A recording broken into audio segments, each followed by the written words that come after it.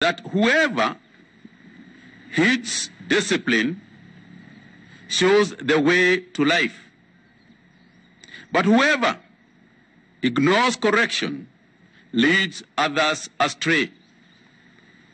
That is in the Bible, Proverbs 10:17. The reason I am quoting this verse, fellow Kenyans, is because the figures that we are hearing today are a clear demonstration that things are not getting better.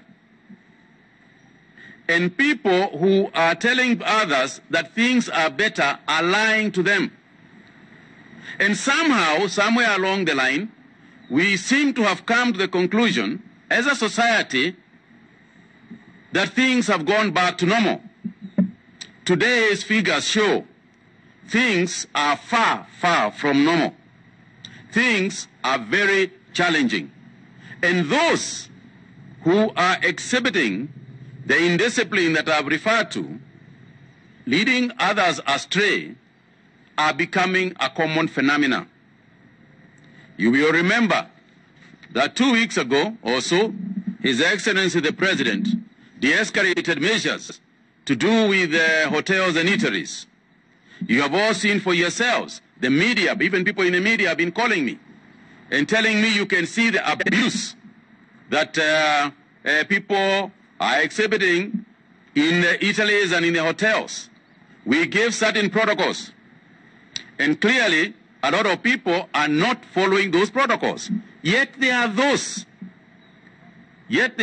who are assisting us. There are those who are observing these measures. There are young men and young women walking back into those places who would otherwise be at home, and whose livelihood is being threatened not by the government, but by those who misbehave and then cause action to be taken across the board and across everybody else. And for today, I am still saying that there is a chance, and I ask those responsible to please adhere to the rules. But there is only so far that we can go and so many pleases that we can make.